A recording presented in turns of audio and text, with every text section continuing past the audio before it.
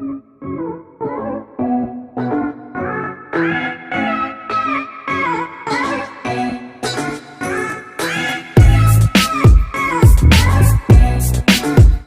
Guys, कैसे हैं आप लोग? कैसे चल रहे एग्जाम्स की प्रिपरेशन? बात कर रहे हैं to the skylark the poetry. असल इसकी वर्ड टू वर्ड एक्सप्लेनेशन चाहिए। Along with that we need a complete explanation to.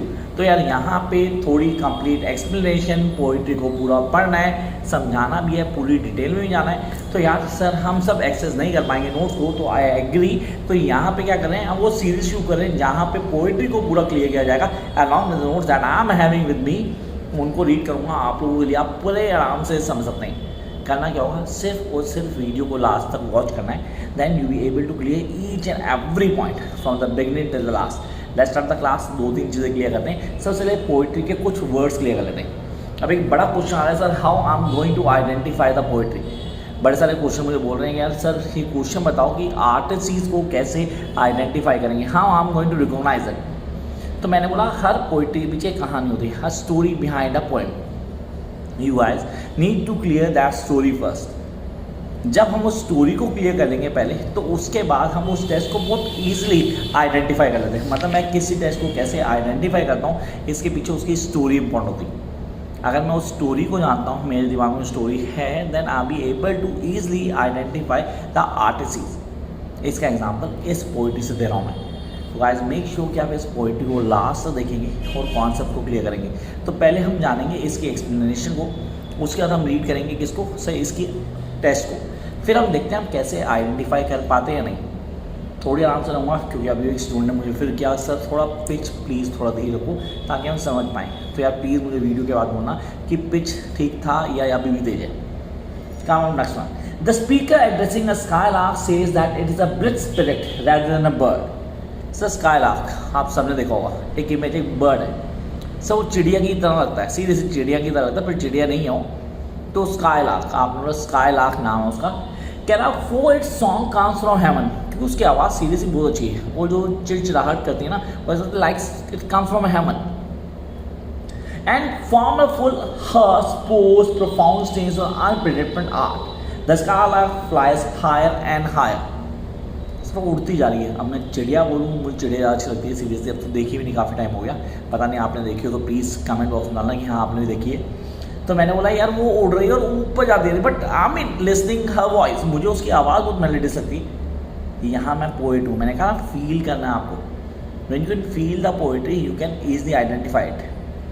So the skylark flies higher and higher like a cloud in a fire. In the blue sky, singing it flies. In the golden lighting of the sun, it floats and runs like an unbounded joy. Like an unbounded joy. As the skylark flies high and higher, the speaker loses sight of it, but it's still able to hear its shrill delight, which comes down at a kneeling and moonbeams in a white dawn, which can be felt even when they are not seen. कुछ चीज़ें हम feel करते हैं, वो दिखनी ज़रूरी नहीं है। I can feel it, and when I can feel something it will always be more in my heart, वो हमेशा रहेगी। To the skylark sir basically bird, उसके साउंड, द मेलोडियस साउंड जो पोइट के दिमाग में है, जिसको लेके चल रहा है। अभी वो उसको देख नहीं पा रहा कि वो higher and higher, but he can visualise the things. The earth and the air ring with the skylark voice, just as heaven overflows and a moon beams which the moon shines out of behind a lonely cloud. Behind the lonely cloud. Come to next one. The speaker says that no one knows the skylark is. It is a unique, even rainbow cloud. Do not rain as brightly as a shower of melody that pours from the skylark. That pours from the skylark. The bird is like a poet hidden in a light of thought. Sir. A hidden thought. उसने clear कर दिया, assembly को use किया। The poet is ना, the bird is like a poet hidden in the light of thought, able to make a world experience, sympathy with hopes and fears is hided out. It is like a lonely maid in a place tower way uses the song to soar her weapon soul. It is like a golden blown worm scattering light among the flower and grass in which it is hidden. Sir दोबारा से आप बोलो assembly को use किया रहा है बार बार। Poetry device का ध्यान रखना होता है हमें। We need to clear the poetry devices. जब मैं एनालिसिस करते हैं जैसे पोइट्री की, तो वहाँ पोइट्री डिवाइस मेंशन करते हैं। हम सर सिलेबल का भी ध्यान रखते हैं, मीटर का भी ध्यान रखते हैं। Then it is like a rose embodied in a green leaves, whose scent is blown by the wind until the bees are faint. Too much sweet. The skylark song surpass all the ever and joys and clear the fresh. Whether the rain falling in twinkle grass or the flower and the rain awakens. Sir पूरा clear करता है. And this point is really important. Calling the skylark sprite or a bird. So I repeat, calling the skylark sprite or a bird, the speaker asks it to tell its sweet thoughts, for he has never heard anyone or anything call up. A flood of rapture so divine, compared to skylark, any music would seem lacking.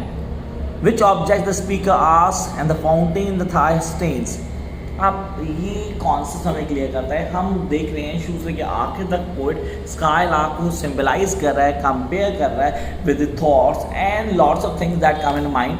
वो यहाँ पे अपने thoughts को लेके आ रहा है, अपनी pen को लेके आ रहा है, चीज़ों को लेके आ रहा है, मॉडल एंड इमॉर्टल कॉन्सेप्ट को क्लियर कर रहा है. अब हमारे लिए इम्पॉर्टेंट था कि हम स्काईलार्क को समझें. तो अब जब मेरे को एक रफ आइडिया होता है कि पोइट क्या बोल रहा है, now I can go to the basic phase. Sir अब मैं टेस्ट को कैसे आइडेंटिफाई करूँगा. मैं टेस्ट पे आता हूँ. तो टेस्ट आता है, hail to thee blithe spirit, explanatory mark है.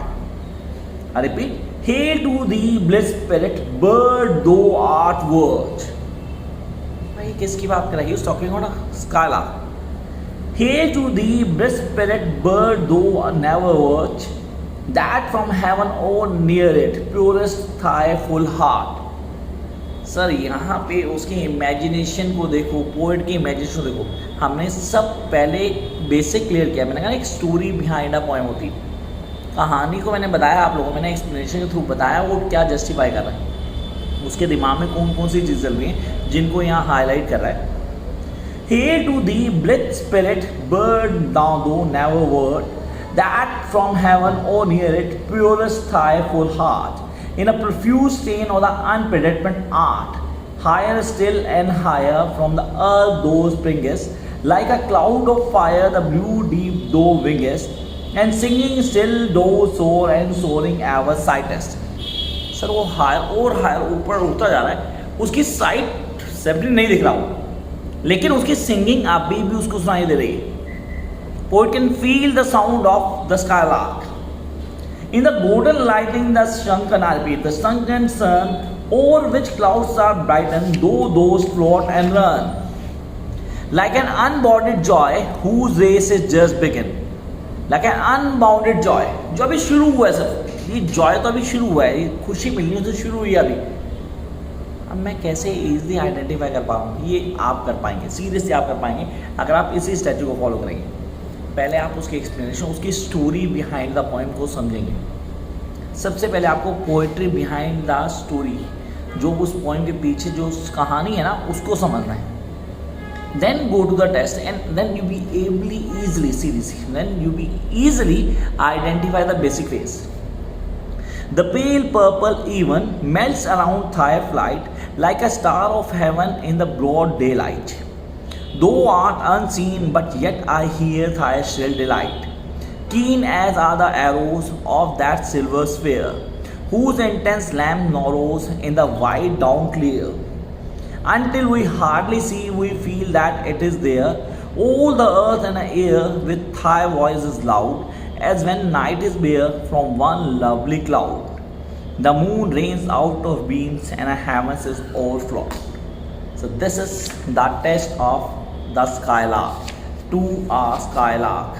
अब इसको जम अप करते हैं, मतलब क्या करते हैं सर, स्टोरी को फाइनल पंच देते हैं जिसके हम पूरा क्लियर कर लेंगे पोएम का बेसिक क्या एक्सप्लेनेशन चाह रहा है पोएट और हमें क्या बताना चाह रहा है. Now guys, please listen carefully. This is really important.